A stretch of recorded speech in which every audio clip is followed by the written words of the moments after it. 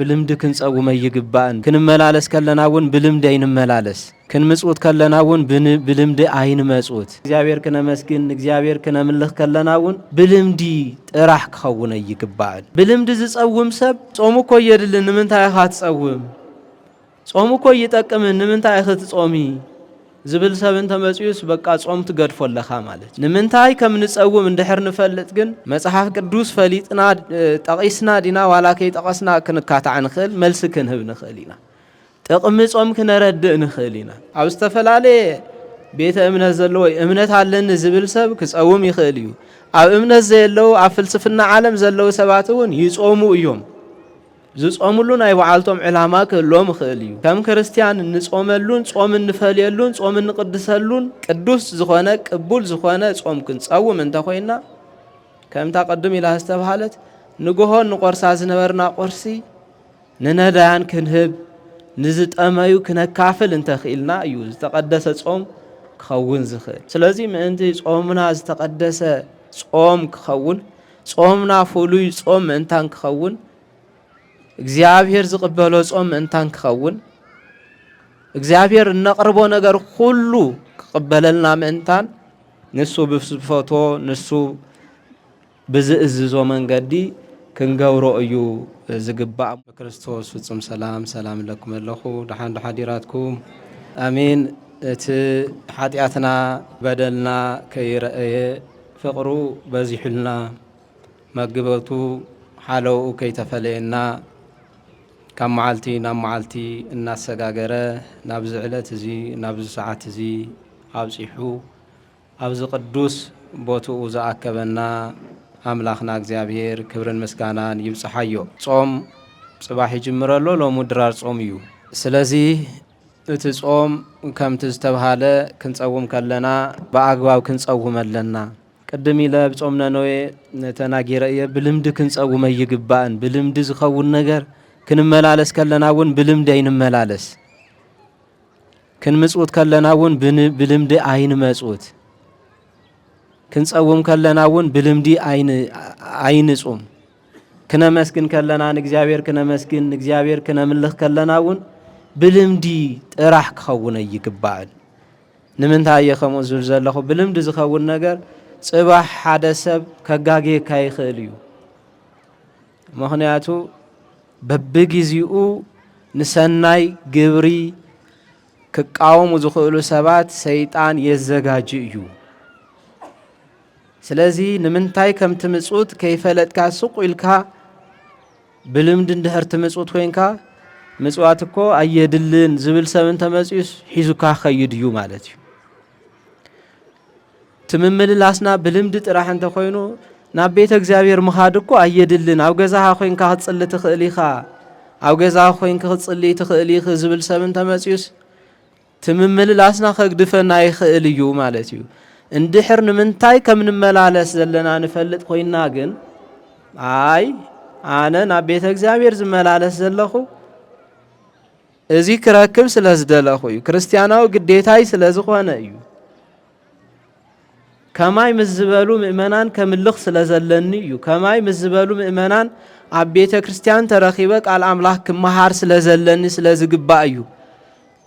ኣብ ቤተ እግዚአብሔር ኸይደ ክቆርብ ክሰግድ ስለ ዝግባእ እዩ ኢልካ ንምርዳእ ይምቹ ማለት እዩ ብልምድ ዝጸውም ሰብ አይ ጾሙ እኮ የድልን ንምንታይ ኻት ጸውም ጾሙ እኮ ይጠቅምን ንምንታይ ኻት ጾሚ ዝብል ሰብን ተመጽዩስ በቃ ጾም ትገድፎለኻ ማለት እዩ ንምንታይ ከም ንጸውም እንድሕር ንፈልጥ ግን መጽሐፍ ቅዱስ ፈሊጥና ጠቂስና ዲና ዋላከይ ጠቀስና ክንካታዕ ንኽእል መልስ ክንህብ ንኽእል ኢና ጥቕሚ ጾም ክነረድእ ንኽእል ኢና ማለት እዩ ስለዚ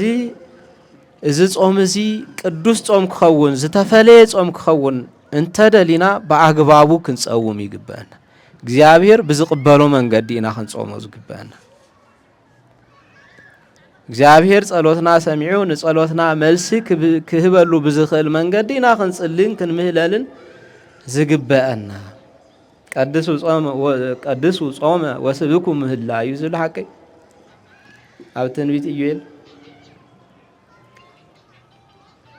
ንጾም ቀድሱ ማለት እኮ ቅዱስ ማለት ዝተፈለየ ማለት እኮ እዩ። ዝተፈለየ ጾም ጾምና ብዙሕ ሰብ ክጸውም ይኽእል እዩ። ኣብ ዝተፈላለየ ቤተ እምነት ዘለዎ እምነት ኣለኒ ዝብል ሰብ ክጸውም ይኽእል እዩ። ኣብ እምነት ዘየለው ኣብ ፍልስፍና ዓለም ዘለው ሰባት እውን ይጾሙ እዮም። ዝጾሙሉ ናይ ባዓልቶም ዕላማ ክህልዎም ይኽእል እዩ። ከም ክርስቲያን ንጾመሉን ጾም እንፈልየሉን ጾም እንቅድሰሉን ዕላማ ናይ ባዓልትና ዝኾነ ዕላማ ኣለና። ቅዱስ ዝኾነ ቅቡል ዝኾነ ጾም ክንጸውም እንተኾይና ከምታ ቅድም ኢላ ዝተባሃለት ንግሆን ንቆርሳ ዝነበርና ቆርሲ ንነዳያን ክንህብ ንዝጠመዩ ክነካፍል እንተኽኢልና እዩ ዝተቐደሰ ጾም ክኸውን ዝኽእል። ካከብ ገዝኦም ወፂኦም ዝተመዛበሉ ብዙሓት ወገናት ኣለውና። ንሳተን እክብ ኣቢልና እተን ናይ ቆርስና እክብ ኣቢልና ኣብ ሰሙን ሓደ ግዜ እንተሂብናዮም ንሓንቲ መዓልቲ ክኾኖኦም ይኽእላ። ወይ ድማ ኩላትና ውፅእ ኣቢልና ኣብ ክብረ በዓል ኣብዚ ፋሲካ ክነኽብር ከለና ሓቢርና ምስኣቶም እንተውዒልና ኸ ዓብዪ ቁም ነገር እግዚኣብሔር ዝፈቶ እግዚኣብሔር ዝሕጎሰሉ ስራሕ ብውልቀ ደረጃ ብዙሓት ከምኡ ዝገብሩ ኣለዉ። ብሕብረት እውን ንገብር ኣለና እናገበርኩም መጺኹም ኢኹም ድሕሪ ሕዚ እውን ክንገብር ኢና። ኣብ ፍቓዶ እስር ቤት ዘለዉ ጽጉማት ቤተሰብ ዘይብሎም ክህሉ ይኽእሉ እዮም። ሓታት ዘይብሎም ወገናት ክህሉ ይኽእሉ እዮም እኮ ብቢ ሆስፒታሉ ክንደይ ሆስፒታላት ኣለዋ ኣብ መቐለ ናይ መንግስትን ናይ ግልን ሓዊስካ ብዙሕ እኮ ዝደቀስ ኣሎ። እተን ንግሆ ንበልዐን ነበርና ብቕርሺ ኣኪብና 50 ሳንቲም ድያ ሓንቲ ቅርሺ ድያ 5 ቅርሺ ድያ 10 ቅርሺ ድያ ናተይ ናትካቱም እንተደማሚሩ ዳሕና ይኸውን። በዓል ክነኽብር ከለና ናይ ስጋና ሓጎስ ጥራሕ ናይ በዓልትና ድሌትን ስምዒትን ጥራሕ ኣኽቢርና ወይ ተኸቲልና ካብ ምኽባር ነዞም ከምዚኦም ዝበሉ ወገናት እናጠየቕና እናሓተትና ምስኣቶም እናተራኸብና በዓልና እንተኽቢርናዮ ንእግዚኣብሔር ካብ ኩሉ ንላዕሊ ዘሐጉሶ ከምዚ እዩ። ስለዚ ምእንቲ ጾምና ዝተቐደሰ ጾም ክኸውን ጾምና ፍሉይ ጾም ምእንታን ክኸውን እግዚአብሔር ዝቕበሎ ጾም ምእንታን ክኸውን እግዚአብሔር እነቕርቦ ነገር ሁሉ ክቕበለልና ምእንታን ንሱ ብፍቶ ንሱ ብዝእዝዞ መንገዲ ክንገብሮ እዩ ዝግባእ እሞ እዚ ሁሉ ክንገብር ኣምላኽና እግዚአብሔር ይሓግዘና። በስመ አብ ወወልድ ወመንፈስ ቅዱስ አሃዱ አምላክ አሜን። ኦ ጎይታ ንባርያኻ አሰናብቶ እዚ ቃል እዚ ዝተናገረ ንእስራኤል ድሕነት ንእስራኤል ደስታ ናይ እስራኤል ድሕነትን ናይ እስራኤል ደስታን ዝኾነ ጎይታና መድኃኒትና ኢየሱስ ክርስቶስ ልክርኢ ንብዙሕ ዓመታት ተመንዩ ንብዙሕ ዓመታት እናተጸበየ ዝነበረ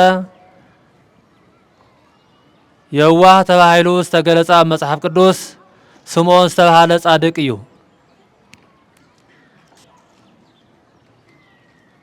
እዚ ጻድቅ እዚ እዚ ሰብ እዚ ኣብ መጻሕፍቲ ነቢያት ኣብ መጻሕፍቲ ብሉያት ዓለም ኩሉ ኣብ ጸልማት ዓለም ኩሉ ኣብ ባርነት ኣብ ዝነበረሉ ግዜ ካብ ጸልማት ናብ ብርሃን ካብ ባርነት ናብ ነጻነት ዘውፅእ መድኃኒት ኢየሱስ ክርስቶስ ክውለድ እዩ ዝብል እናነበበን እናሰምዐን ዝነበረ ጻድቅ ስለ ዝኾነ እዚ ጻድቅ እዚ ንክርኢ እዚ መድኃኒት እዚ ንክርኢ ንዓለም ኩሉ መድኃኒት ዝኾነ ንዓለም ኩሉ ደስታ ዝኾነ ንዓለም ኩሉ ሰላም ዝኾነ ኢየሱስ ክርስቶስ ልክርኢ ብልቡ ተመንዩ ዝነበረ ጻድቅ ስምዖን ንጎይታ ለመድኃኒትና ኢየሱስ ክርስቶስ ኣብ ቤተ መቅደስ ተቀቢሉ ኣብ ቤተ መቅደስ ምስ ረአዮ ይእዜት ሱሮ ለገብርከ ኦ ጎይታ ንባርያኻ አሰናብቶ ዝብል ቃል ዝተናገረ ቃል እዩ። ኣብ መጽሓፍ ቅዱስ ጎይታና መድኃኒትና ኢየሱስ ክርስቶስ ምስ ተወልደ ኣብ መበል 8 መዓልቲ ላብ ቤተ መቅደስ ኣትዩ ይብል ልክግዘር እንደገናውን አበርባዓ መዓልቲ ላብ ቤተ መቅደስ አትዩ ይብል ለምን ታዩ አበርባዓ መዓልቲ ላብ ቤተ መቅደስ አትዩ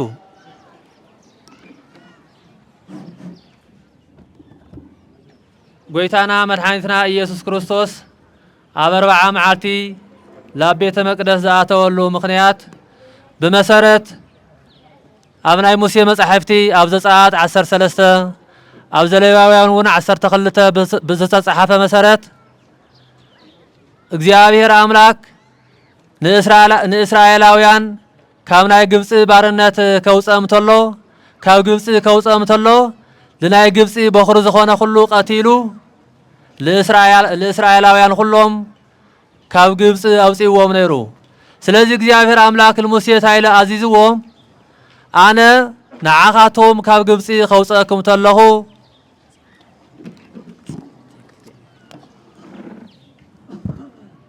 አነ ንዓኻቶም ካብ ግብጽ ከውጸኩም ተለኹ ና ግብጽ በኹር ዝኾነ ሁሉ ቀቲለ እየ ስለዚህ ንስኻቶም እታ ዝወጣኹምላ መዓልቲ እታ ሓራ ዝወጣኹምላ መዓልቲ ምንታን ከሰሳውስዋ ምንታን ክዝክርዋ ና እስራኤል በኹር ዝኾነ ሁሉ ላባየ ወህውታ ይኹን ለአየ ዝተቀደሰ ይኹን ለአየ ዝተፈለየ ይኹን ዝብል ሕጊ ለሙሴ ሂብዎ ስለ ዝነበረ በቲ ሕጊ መሰረት ጎይታና መድኃኒትና ኢየሱስ ክርስቶስ እውን ነቲ ሕጊ ግዴታ ክፍጽም ስለ ዘለዎ ምስተወለደ ኣብ መበል 40 መዓልቱ አድኡ ዮሴፍን አድኡ ቅድስት ድንግል ማርያምን ዮሴፍን ሒዘምዎ ላብ ቤተ መቅደስ አትዮም ናይ ምእታዎም ዓለማ ላፍቲ ቤተ መቅደስ ከኣቱ ተለው ክልተ ርግብታት ሒዞም የማአትዮም ክልተ መስዋዕት ማለት እዩ እቲ ሓደ መስዋዕት እቲ ህፃን ለእግዚአብሔር ዝተፈለየ ምዃኑ እቲ ህፃን ለእግዚአብሔር ተቀደሰ ምዃኑ ለመመስካር እዩ እቲ ሓደ መስዋዕት እውን ንጽህና መስዋዕት እዩ ስለዚህ ስምዖን ለጎይታና ለመድኃኒትና ለኢየሱስ ክርስቶስ ክርኢ ዝምነ ሰብ ለጎይታና ለመድኃኒትና ኢየሱስ ክርስቶስ ነቲ ንዓለም መድኃኒት ዝኾነ ነቲ ንእስራኤል ንዓለም ሁሉ ተስፋን ደስታን ዝኾነ መድኃኒት ስለ ዝነበረ ስምዖን እውን ነቲ ደስታዚ ነቲ መድኃኒት ክሪኦ ብልቡ እናተመነየ ብልቡ እናተጸበየ ጻድቅ ስለ ዝነበረ ጎይታና መድኃኒትና ኢየሱስ ክርስቶስ ላፍቲ ቤተ መቅደስ ከም ዝመጸ ብመንፈስ ቅዱስ ተመሪሑ ብመንፈስ ቅዱስ ፈሊጡ ስምዖን እውን ላፍቲ ቤተ መቅደስ አትዩ ስምዖን ኣብ መጽሐፍ ቅዱስ ከም ዝተገለጸ የዋህ ጻድቅ ኣብ ልዕሊ እውን መንፈስ ቅዱስ ዝሓደሮ ሰብ እዩ ነይሩ ለምንታይ የዋህ ኮይኑ ለምንታይ ጻድቅ ኮይኑ ናይ ደቂ ሰባት ድሕነት ናይ ደቂ ሰባት ደስታ ይምነ ስለ ዝነበረ ስለዚህ መንፈስ ቅዱስ እውን ኣብ ልዕሊ ዝሓደሮ ሰብ ዝሓደረቦ ስለ ዝነበረ ብመንፈስ ቅዱስ ተመሪሑ ላፍቲ ቤተ መቅደስ አትዩ ላፍቲ ቤተ መቅደስ በሰአተወ እነሆ ተተመነዮ ለክሪኦ ዝተመነዮ መድኃኒትና ኢየሱስ ክርስቶስ ረኺብዎ ርእይዎ ሓቂፍዎ እውን ይብል መጽሐፍ ቅዱስ ስለዚህ እቲ ጻድቅ ስምዖን ለጎይታና ለመድኃኒትና ለኢየሱስ ክርስቶስ ምስረየ ለጎይታና ለመድኃኒትና ለኢየሱስ ክርስቶስ ምስሓቀፎ ድሕር ገዲም ንዓኻ ብዝረአያ ዒንተይ ካልኦት ክርኢ ስለ ዘይደሊ ኦ ጎይታን ባርያኻ ሰናብቶ ኢልዎ ናብ ቤተ ክርስቲያንና ሊቃውንት እዙ ሊቅ እዚ እዙ ጻድቅ እዚ ካፍቶም 46 ብሉያት መጻሕፍቲ ካብ ዕብራይስጥ ናብ ጽር ቋንቋ ዝቀየሩ ዝጻሓፉ ቦታት ሓደ እዩ ኢሎም ኣቕሚጦም ኣለዉ ስለዝኾነ ድማ ዝጻድቅ እዚ ናይ ነቢያት መጻሕፍቲ ካብ ዕብራይስጥ ናብ ጽር ቋንቋ ለምቕያር ናይ ኢሳይያስ መጽሐፍ ለስምዖን በጽሒዎ ነይሩ ስለዚህ ናይ ኢሳይያስ መጽሐፍ እናጽሓፈና ሃለወ እነሆ ድንግል ብድንግልና ጸነይሳ ብድንግልና ትወልድ እያ ዝብል ቃል ምስ ረኸበ ብጣዕሚ ተደናጊሩ ደንጊጹ ድንግልስ ከመገራ ያ በድንግልና ትወልድ ትኽእል ስለዚህ ድንግል ገዲፈ ሰበይቲ ለክጽሕፋለን ኢሉ ሰበይቲ ኢሉ ጽሕፍዋ ማለት እዩ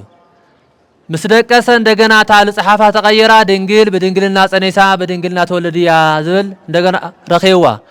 ለኻላይም ለሳልሳይም ኸሙ አመወዳታ ታይዝብራይ ሪኡ እታ ድንግል ተወልዶ ውላድ እስካብትሪ አይትመውትን ኢኻ ተባሂሉ ተነገርዎ ነይሩ ስለዚህ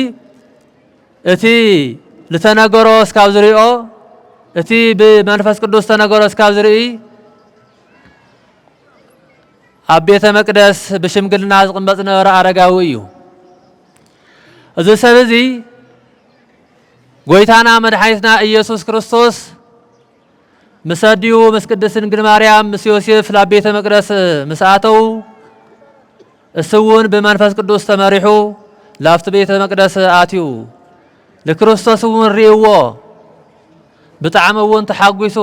ሓቂፍዎ በጣዕመውን ተሐጉይሱ ስለዚህ ታይሎ ተናገሩ ዘሰበዚ የዚህ ተሰሮ ለገብርከ ኦ ጎይታ ለባሪያኻ በሰላም አሰናበቶ اسمريا عينتي أدنوتك لعالم ززجاج خيو مدحنيت لعالم زدال خيو مدحنيت عينتي ريانيين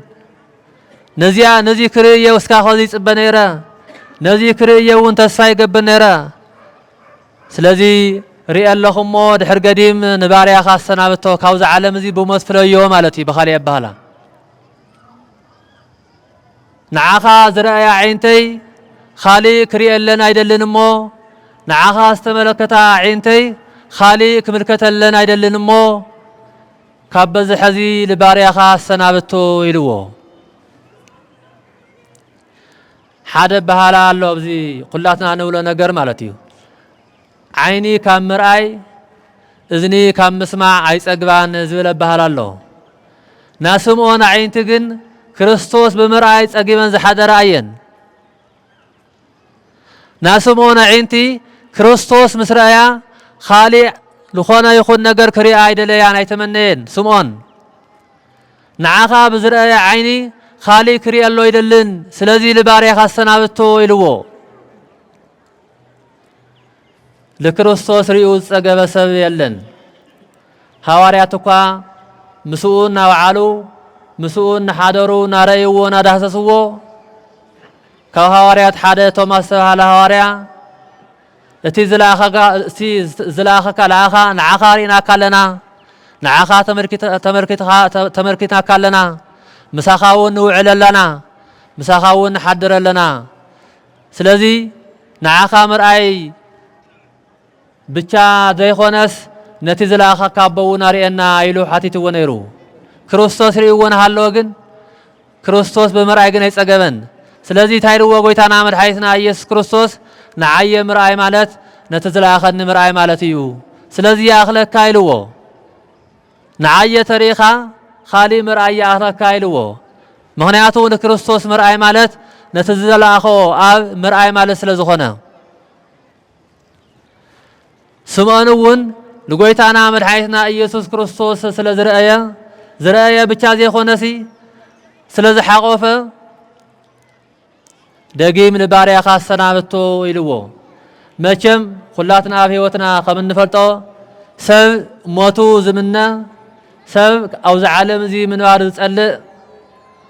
بحمام لبزوح عمتات كساقة الليو ويقع حمام كحيلوت الليو ويمدمو بشم قلنا لبزوح عمتات كسأل نحتلو أو زعلم زي من وارد يسألو أوز عالم زي من بارك دلي أيدلن سلازي كموتي زدلي أما صحاف قدوس تاريخ سبات علتمتهم ويقع أوز عالم زي من بارك سألوه ويبحماميو ويبشمقلنايو ويقع بخالي فرحاتيو لمثالية أو قدم أي نقص معرف عصر شعنته تصحفو نرخو قال إلياس كعلتات حدا معاتي موت استمنى له جزيانيرو يوناسون خمو مستمنى له جزيانيرو زياتهم كلهم أوز عالم زي مكرا أوز عالم زي ጭንቂፀ ስለዘበዝሖም እዩ ዮናስ ንነነዌ 3 መዓልቲ ምስ ሰበኸ ንነነዌ ሃገር ናይ ንስሐ ስብከት ምስ ሰበኸ ኣብ ሓደ ቦታ ደቂሱ ፀሓይ ምስ ሓየሎ ምስ ደኸሞ ኣነሲ ካብ ቦታተይ ኣይበልፂሞ ደጊም ብሞት ካብዚ ዓለም እዚ ፍለየኒ ኢሉ ሞት ዝተመነየሉ ግዜ ነይሩ ኤልያስ እውን ኤልዛቤል ትበሃል ሰበይቲ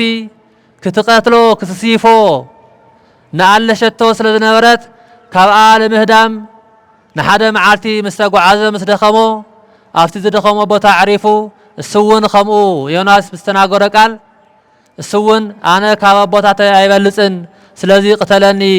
ብሞት ውሰደኒ ኢሉ ተመኒ ነይሩ ስምዖን ካብዚ ፍልይ ዝበለ እዩ ስምዖን لبارياخ استنابتو كاوز عالم زي بموت فليو إلو استناقره أوز عالم زي مكراس لزرخه ويخونن ويخعاشم قلن حيلو ويخوني شما قل لنيرو كروستوس مسحقه فقن تهديثو إزولنا شما قل لزنبره أو عارات تطابقو زنبر شما قل لزنبره كروستوس مسحقه فقن حيلو تحديثو من إسيخوينو إزولنا همو حيلو استحدثو اللقزيه حيلو أو استملو سلقزيه كاوش مقلنا لمن سينت أو استملو سلقزيه أو زعالم زي كنا برقنا يدلين كريستوس بمرأي رخيعو كريستوس بمرأي رويو كريستوس بمدساسون رخيعو سلازي من مكوا أكالاتي تتلوت أكالاتي تتحدث نعاخا بزرقيا عينتي خالي كريال لنا يدلن سلازي نباريا خاصنا بالطويلو يزيت سرو لقورك بسلام اكزيو بكما عززك اسمري يا عينتي عدهنوتك نعالم زد على خيو مدحانيت نعالم زد على خيو برهان رئي يمو سلازي يا أخلني معلز فلت أصادق أبوئيو بتخكلون كاوز عب نجار يلنمو أزيل مركبون عوي عدليو كافتم بوتات بزحات نتي سمون زرأيو سمون استمركتو كريو كمركتو بزحات تمنيو نيرم يوم نجار جن أي تعدلون سمون زرأيو أي رأيون سميعا وانبر أي رأيون أي تمركتون سموان جن سمع أبو أين ورن استمر كتم أبو نيرو سلازي كريستوس بأكال مرأي بأكال مدرساس تزعوي عدليو تزعوي قدسنايو تزعوي صدقيو قويتانا مدحنيتنا إيسوس كريستوس لهواريات كاستمرهم تلو نهو نتيس خاتم تريو زلخو مدحنيت ناتي سخاتم تسمعوا زلهم ناي مدحانيت قال بزوحات نبيات بزوحات صادقان كريوو كسمعوو يمنيوو نيروم يدليوو نيروم ነገር ግን አይራእዩን ንስኻቱም ግን ትሪእዎ ኣለኹም ንስኻቱም ግን ሰምዕዎ ኣለኹም ስለዚህ ብፁዓን ኢኹም ኢልዎም ነይሩ ጎይታና መድሓኒትና ኢየሱስ ክርስቶስ እስመ ብዙሃን ነቢያት ወጻድቃን ፈተው ይርአዩ አንቱሙ ዘትሪእዩ ወይርዩ ብዙሓት ነቢያት ብዙሓት ጻድቃን ነቲ ስኻቱም ትሪእዎ ዘለኹም ክሪእዎ ሰመነይ ነይሮም ነገር ግን አይራእዩን ንስኻቱም ግን ብፁዓን ኢኹም ምንታይ ሪኢኹምዎ ኢኹሞ ይብሎም ክርስቶስ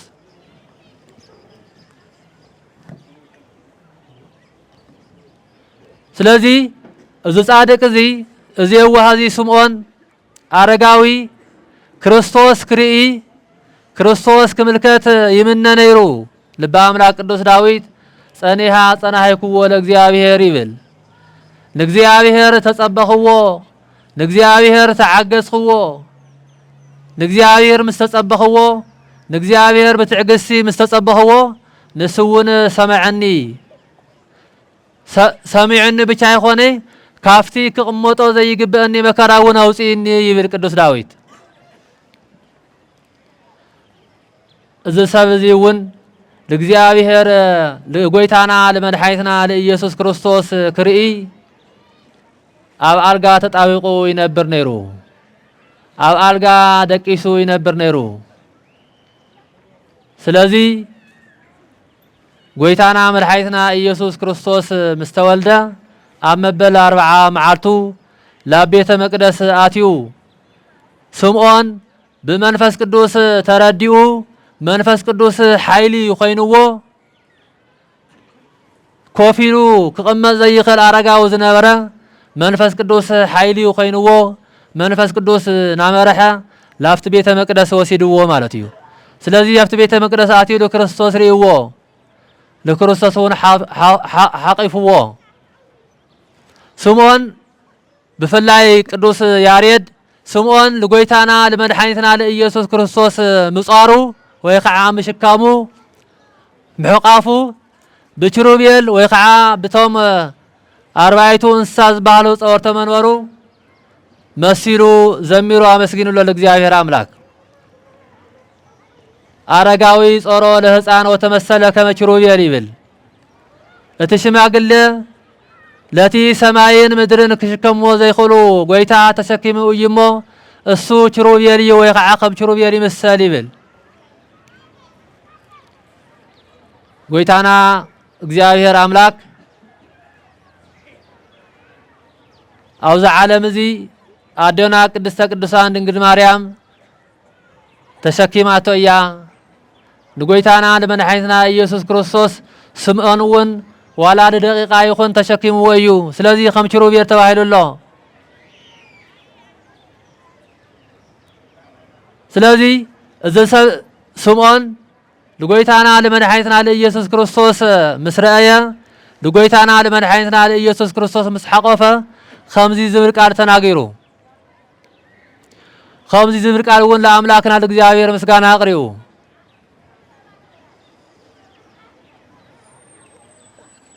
እስመሪያ አይንቲ አድኅኖተከ ለዓለም ዘዳለኻዮ መድኃኒት ዓይንተይ ርአንየን ከመ ትክስት ብርሃነ ለአሕዛብ እውን ብርሃን ገሊጽካ ኢኻ ዝብል ቃል ለጎይታና ለመድኃኒትና ኢየሱስ ክርስቶስ አመስግንዎ ብጣዕሚ ዝገርም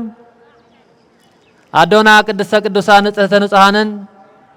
እቲ ሓላዊኣ ተኸናኻኒኣ ዮሴፍን ስምዖን ኣብ ልዕሊ ክርስቶስ ዝናገሮ ቃል ኣብ ልዕሊ ክርስቶስ ወይ ከዓ ክርስቶስ ዘቅርቦ ምስጋና ብጣዕሚ ይድነቕ ነይሮም ማለት እዩ ከመይ ዓይነት ምስጋና የመስገድ ከም ዘሎ ብጣዕሚ ይድነቕ ነይሮም ሰባት ጎይታና መድኃኒትና ኢየሱስ ክርስቶስ ናብዚ ዓለም እዚ ብርሃን ኮይኑ ወሪዱ እናሃለወ ብርሃን ኮይኑ መጺኡ እናሃለወ ኣብ ዘይተቀበልዎ ግዜ ክቀበልዎ ፈቃደኛታት ኣብ ዘይኾኑ ግዜ ስምዖን ግን ተቀቢሉ ስምዖን ግን አሚኑ ለክርስቶስ ምስጋና ኣብ ዘቅርበሉ ግዜ አዶና ቅድስተ ቅዱሳን ድንግል ማርያምን ዮሴፍን ብጣዕሚ ይድነቕ ነይሮም ስምዖን ብዝህቦ ምስጋና ማለት እዩ ምክንያቱም ብዙሓት ዘይተቀበልዎ ሰባት ነይሮም እዮም ክርስቶስ መጀመርያ ላብ ቤተሰቡ መጺኡ ነይሩ ነገር ግን ክቅበልዎ ይኽኣሉን ውስተዚያሁ መጻ ወሊያሁ ሰይተወክፍዎ ላብ ቤተሰቡ ላብ ዘመዱ መጺኡ ነይሩ ነገር ግን ኣይተቀበልዎን ንዝተቀበልዎ ግን ደቂ እግዚአብሔር ክበሃሉ ደቂ ክርስቶስ ክበሃሉ ስልጣን ሄውዎም እዩ ተባሂሉ ተጻሒፈሎ ስለዚ ስምዖን ለእግዚአብሔር አምላክ ለጎይታና ለመድኃኒትና ኢየሱስ ክርስቶስ መሰመስገነ እነሆ ትንቢታዊ ቃል እውን ተናገሩ እዚ ሕፃን እዚ ዝንቱ ሕፃን ስዩም ለድቀቶሙ ወለተንሰቶሙ ለብዙሃን እስራኤል እዚ ሕፃን እዚ ለብዙሓት ካብ እስራኤላውያን ለብዙሓት ለትንሳኤኦምን ለውድቀቶምን ሹመኛ እዩ ወይ ከዓ ምክንያት እዩ ይብል ኣብቲ ግዜ እሱ ኣብቲ ዘመን እሱ ኩሉ ዓለም እኳ ዝወደቀ እንተነበረ ኩሉ ዓለም እኳ ኣብ ባርነት ዝነበረ እንተነበረ ክርስቶስ ምስ ተወለደ ግን ክርስቶስ ናብዛ ዓለም እዚ ምስ መጸግን ኩሉ ካብ ባርነት ናብ ነጻነት ካብ ጸልማት ናብ ብርሃን ከውጽእ ይመጽኡ ነገር ግን ካብ ባርነት ናብ ነጻነት ከውጽእ ዝኽእል ክርስቶስ ካብ ዝተቀበለ በክርስቶስ ካብ ዝኣመነ ድረስ እዩ ክርስቶስ ኩሉ ናብ ብርሃን ከውጽእ ይመጽኡ ካብ ጸልማት ናብ ብርሃን ከውጽእ ይመጽኡ ካብ ባርነት ናብ ነጻነት ከውጽእ ይመጽኡ ነገር ግን ካብቲ ባርነት ናብ ነጻነት ከውጽእ ዝኽእል ካብ ጸልማት ናብ ብርሃን ከውጽእ ዝኽእል በክርስቶስ በቲ ብርሃን በቲ ነጻነት ዝኾነ ክርስቶስ እስካብ ዝኣመንኻ እዩ ስለዚ ታይብል እቲ ጻድቅ ስምዖን ዝንቱ ህፃን ስዩም ለድቀቶሙ ወለተንስኦቶሙ ለብዙሃን እስራኤል ለእስራኤላውያን ለብዙሃት እስራኤል ለትንሳኤኦም ለነጻነቶም ለብርሃኖም ምኽንያት ክኾን እዩ ለብዙሃት ደሞ ለባርነቶም ወይ ከዓ ለድቀቶም ምኽንያት ክኸውን እዩ ምኽንያቱ ብዙሃት ሰባት በክርስቶስ አሚኖም ለክርስቶስ ተቀቢሎም ካብቲ ዝነበሮም ባርነት ካብቲ ዝነበሮም ጸልማት ናብ ብርሃን ናብ ነጻነት ወጽኦም እዮም ብዙሃት ሰባት ደሞ ስለዚ ተቀበልዎ ኣብቲ ዝነበርዎ ጸልማት ጸኒሖም እዮም በኻሊእ ኣባህላ ስምዖን ክርስቶስ ትንሳኤ ምዃኑ ክርስቶስ መድኃኒት ምዃኑ ክርስቶስ ነጻነት ምዃኑ ክርስቶስ ሰላም ምዃኑ እዩ ሰቢኹ ትንሳኤው ሰላሙ ነጻነቱ ግን እስካብ ዝኣመንካዮ እዩ بتوسخ ون قويتانا مدحيتنا يسوع كريستوس نزي آمنو ودقت نزي آمنو موت نزي آمنو ون سلمات خمس خنا ون يتناغير سمون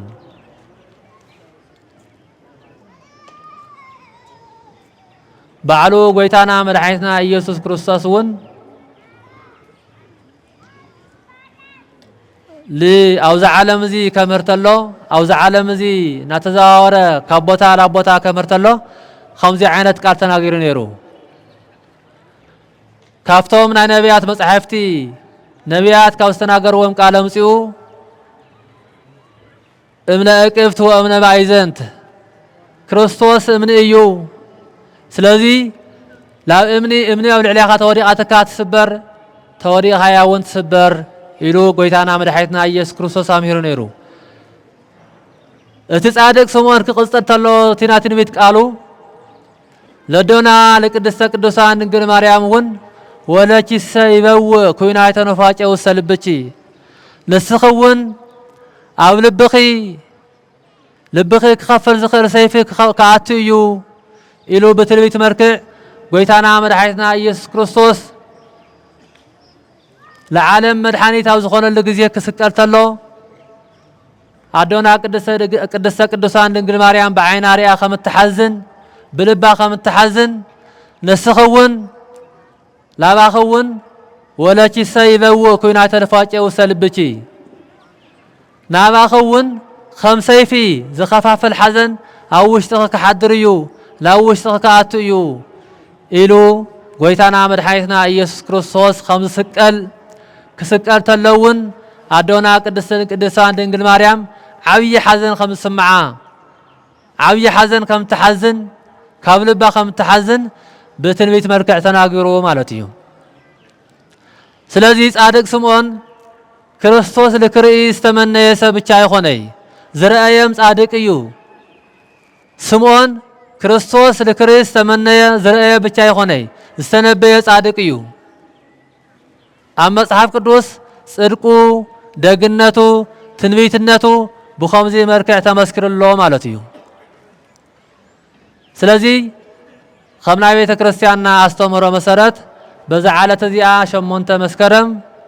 بعالو زخبرلو علاتيو يكاتيت يقرتا شمونت يكاتيت لدت سمون نتهاله لدت سمون مالت سمون سورد الذي خونس استحدث له استحدث مالتيو زخبرلو كافتم انا ايستي ناي غويتانا مدحيتنا يسوع كريستوس بعلاتون حاديو